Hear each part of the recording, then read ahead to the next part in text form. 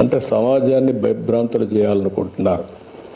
ఆ రోజు కూడా మీరు పోలీసు వ్యవస్థ గుర్తుపెట్టుకోవాల్సింది, నేను ఏదైతే వివేకానంద రెడ్డి గారిని చంపినప్పుడు బయట ప్రపంచాన్ని నమ్మించారు హార్ట్ అటాక్ అని. అందరం నమ్మాం. నమ్మితే 2 రోజులకు నెక్స్ట్ ఈవినింగ్ నెక్స్ట్ మార్నింగ్కి రివర్స్ చేశారు. అంటే ఒక నేరస్తులు నేరాలు చేసి ఆ నేరాలు వేరే వాళ్ళపై నేయడమే కాకుండా ఓసారి దానికి ఎల్బీ కూడా క్రియేట్ చేసుకుంటారు. వీళ్ళు నేరాలు చేస్తారు, అప్పుడు ఎక్కడో ఒక వీఐపీ దగ్గర ఉంటాడు. అంటే నేరం జరిగినప్పుడు వీటి మీద కేసు పెట్టనీయకుండా చేసే తప్పుడు పనులు ఇవన్నీ. అవన్నీ వాళ్ళు ఎన్ని చేసినా మీరు ఒక్కటే గుర్తుపెట్టుకోవాలి, దొంగతనం చేసేవాడు కానీ, నేరాలు చేసేవాడు కానీ, ఘోరాలు చేసేవాడు కానీ ఎవిడెన్స్ లేకుండా తప్పించుకోలేడు. వాడు మనకంటే ఇంటెలిజెంట్ అయితే వాడు చేసి తప్పించుకుంటాడు. వాడికంటే మనం ఇంటెలిజెంట్ అయితే అక్కడనే పట్టుకొని ఇనిషియల్ స్టేజ్లోనే అరికట్టే పరిస్థితి వస్తుంది. ఇది నేను ఇప్పుడు చెప్పడం కాదు, పోలీసులకి డీజీపీ గారు కూడా చాలాసార్లు మాట్లాడుతున్నాం. ఆ విషయం మనం ఇటీవల కాలంలో 3-4 ఇన్సిడెంట్లు జరిగాయి. బంగారుపల్లిలో ఒక ఇన్సిడెంట్ జరిగింది. గుంటూరులో వాళ్ళ వెహికల్ కింద ఒక అతన్ని వేసి తొక్కించేసి వారుగా వారేసిపోతే, తర్వాత అంబులెన్స్లో వీళ్ళు తీసుకుపోయి ప్రాణం కాపాడలేకపోతే మళ్ళీ వాళ్ళ బంధువులు పిలిపించి పోలీసులే అంబులెన్స్లో పెట్టి అంబులెన్స్ చంపేశారని చెప్పి నేరం మన మీద వేసే పరిస్థితికి వచ్చారు. ఇలాంటి ఆటలు సాగనీయం, ఫర్మ్గా ఉంటాం. నేను ఒకటే చెప్తున్నా, ఎవరైనా సరే వాళ్ళ పని వాళ్ళు చేయనండి, నాకే అబ్జెక్షన్ లేదు. వాళ్ళ పని కాకుండా ఇష్టానుసారంగా చేసి ఈ ప్రభుత్వం అసమర్థత చేతగాదు అని బ్లేమ్ చేస్తే మాత్రం ఎవరిని వదిలిపెట్టే పరిస్థితి లేదు. పోలీసులు డ్యూటీ పోలీసులు చేస్తారు. ఎవరైనా సరే ఒక పద్ధతి ప్రకారం ఉండాల్సిన అవసరం ఉందని చెప్పి కూడా మరొక్కసారి పోలీసులందరికీ విజ్ఞప్తి, రాష్ట్రం మొత్తం పోలీసు వ్యవస్థకే విజ్ఞప్తి చేస్తున్నాను.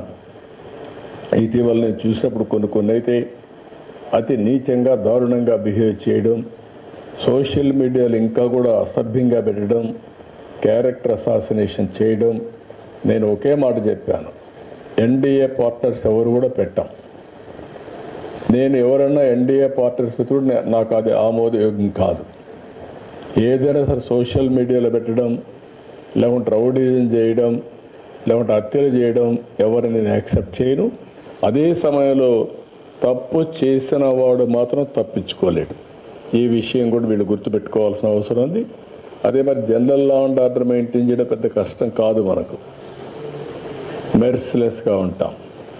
రాజకీయ ముసుగులో ఉండి నేరాలు చేస్తే మాత్రం అది ఎట్టి పరిస్థితుల్లో యాక్సెప్ట్ చేయమని చెప్పి కూడా నేను మీకు తెలియజేస్తున్నా. ఈ విషయంలో పోలీస్ వ్యవస్థ గట్టిగా ఉండాలి, మెసేజ్ కరెక్ట్గా ఉండాలి. అదే మరి నేరం జరిగిన తర్వాత మనం వ్యవహరించే తీరు చాలా ఇంపార్టెంట్. ఒక 4-5 కేసుల్లో గట్టిగా ఉన్నాము అనే పరిస్థితి వస్తే రాష్ట్రం మొత్తం సెట్ అవుతారు. ఒకప్పుడు దేవాలయాలపైన దాడులు, ఎక్కడికక్కడ గందరగోళం, దొంగతనాలు ఇవన్నీ పోయినాయి. ఎవడన్నా చేస్తే ఇమ్మీడియట్గా పట్టుకోగలుగుతున్నాం. దానిపైన మనం గట్టిగా యాక్షన్ కూడా తీసుకునే పరిస్థితికి వచ్చాం. ఇప్పుడు వైకుంఠ ఏకాదశి పర్వదినం ఇంకా 10 రోజులు ఉంటుంది. హెవీ క్రౌడ్స్ కూడా ఉంటాయి. దీనిపైన మీరందరూ అప్రమత్తంగా ఉండాలి. పోలీసు వ్యవస్థ అప్రమత్తంగా ఉండాలి. టీటీడీ కూడా ఇన్స్ట్రక్షన్ ఇస్తున్నాం. 0 టాలరెన్స్. ఎక్కడ చిన్న ఇన్సిడెంట్ జరగడానికి వీలు లేదు. ఏ ఇన్సిడెంట్ జరిగినా చాలా ఫర్మ్గా కూడా ఉంటాం. అందరూ కూడా అప్రమత్తంగా ఉండాల్సిన అవసరం ఉంది. ఇంకో పక్క టెక్నాలజీని కూడా ఇప్పుడే నేను చూశాను.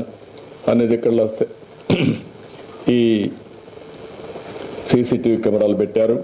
అక్కడి నుంచి ఇన్ఫర్మేషన్ కూడా తెప్పిస్తున్నారు.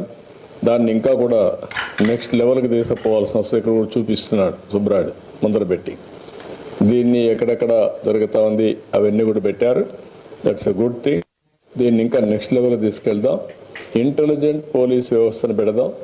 రౌడీ షీటర్స్ అందరిని ఇందులో పెట్టడం, ఎవరైనా ఇష్టానుసారంగా చేసి ఇక్కడి నుంచి కూడా మానిటర్ చేసి డైరెక్షన్స్ ఇచ్చే పరిస్థితి రావాలి. ఇప్పుడు పెట్రోలింగ్ కూడా మనం డ్రోన్స్తో చేసే పరిస్థితికి వచ్చాం. ఒకసారి డ్రోన్తో పెట్రోలింగ్ చేసినప్పుడు డాక్యుమెంటరీ ఎవిడెన్స్ వస్తాయి, విజువల్స్ వస్తాయి.